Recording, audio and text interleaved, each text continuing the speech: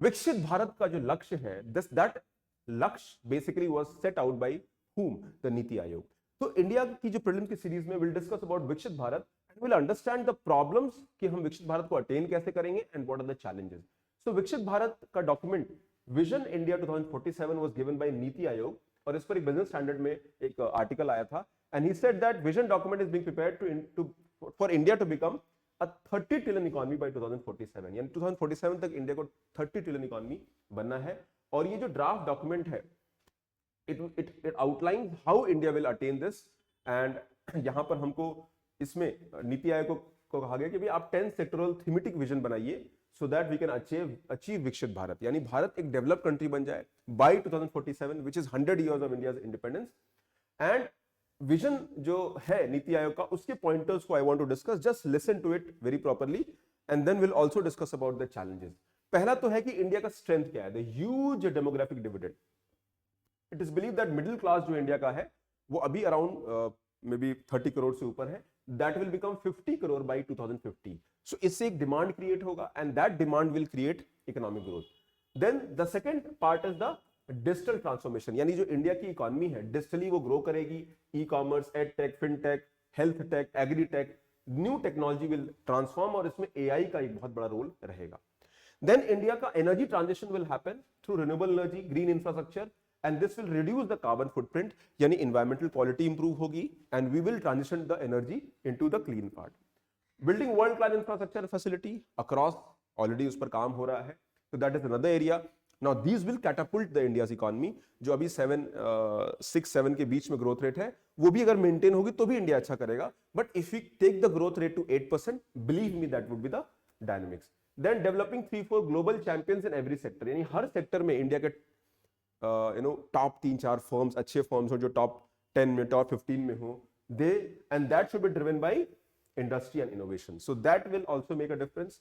Then India का जो young workforce है उसको स्किल बनाना है and that workforce has to be skilled, और यहां youth power is about agent of change and beneficiaries of change. So will invest in the youth part and बाकी R&D करना है, 10 इंडियन इंस्टीट्यूशंस को क्रिएट करना है and focus on improving the public quality and administration.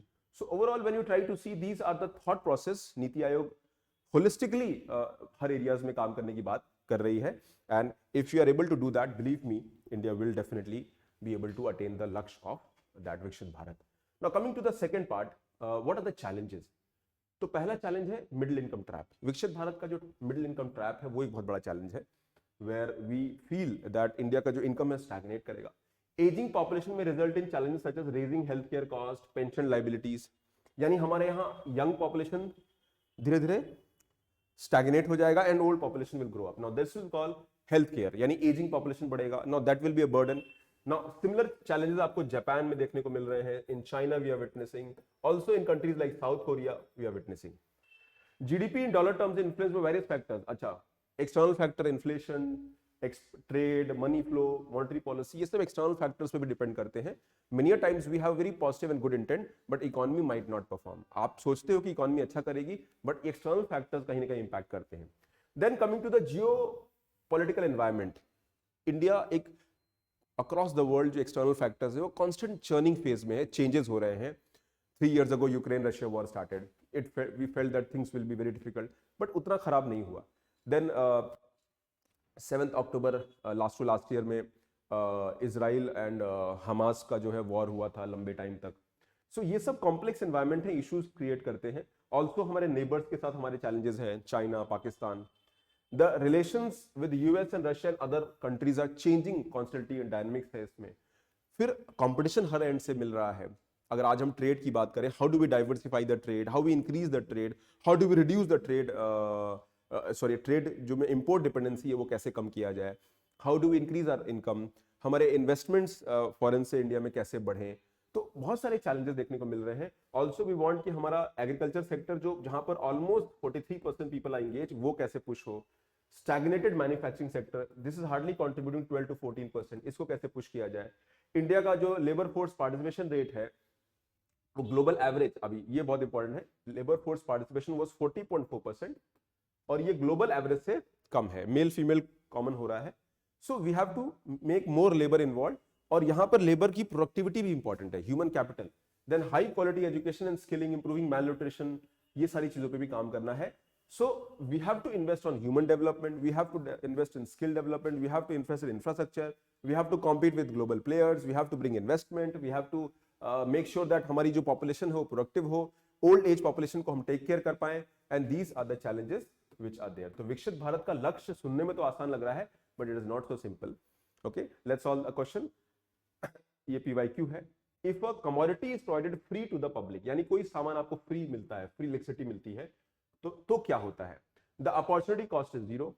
Opportunity cost का मतलब यह है कि if I give X to you और वाई आपको नहीं मिलते हैं, तो वाई अगर एक्स आपको देते हैं वाई नहीं देते हैं, मान लीजिए हमने आपको फ्री फूड दिया लेकिन उसकी जगह रोड नहीं मिला, तो फ्री फूड मिला वो आपको मिला, बट रोड ना मिलने का जो कॉस्ट होगा दैट इज अपॉर्चुनिटी कॉस्ट. तो जब आप कोई चीज गवर्नमेंट फ्री देती है तो अपॉर्चुनिटी कॉस्ट जीरो है? नहीं, जीरो तो नहीं है, उसका कोई ना कोई कॉस्ट तो बियर करेगा. Opportunity cost is ignored? नहीं. अगर आपको फ्री राशन दिया तो रोड नहीं बन रही है, शायद इंफ्रास्ट्रक्चर नहीं बन रहा है, फ्यूचर ग्रोथ नहीं हो रहा है, जॉब क्रिएट नहीं हो रही है. The opportunity cost is transferred from consumer of the product to the tax paying public. बिल्कुल सही है, क्योंकि टैक्स पेइंग पब्लिक जो है वो भी जो कंज्यूम कर रहा है उसको फ्री मिल गया, यानी उसके वो फ्री है. लेकिन जो टैक्स पेइंग पब्लिक है, ही और she is expecting better road, वो उसको नहीं मिल पा रही है. एंड फ्री फूड उनको नहीं मिल रहा है because that person is relatively, उनको टैक्स पेइंग नेचर है उनका. So opportunity cost is transferred from consumer to a product to the tax paying public. बिल्कुल सही है. गवर्नमेंट कोई अगर फ्री आपको देती है तो उसका बर्डन पब्लिक पे ही पड़ता है लॉन्ग रन में, and from consumer product to the government. Government पे तो नहीं होता है, it is on the people of the country. इसीलिए फ्री देना मतलब आप गवर्नमेंट फ्री अगर दे भी रही है तो गवर्नमेंट आपके जेब से दे रही है, आपके टैक्स मनी से उसको बियर कर रही है. तो C is the answer. So that completes the concept of Viksit Bharat. और वीडियो को लाइक करिए, सब्सक्राइब करिए चैनल को, be regular and see the difference and keep up the good work. More videos are coming in the series, and make sure that in concepts को ध्यान दीजिएगा. आपको बहुत सारे questions prelims में and mains में आपके इसके solve हो जाएंगे. God bless you.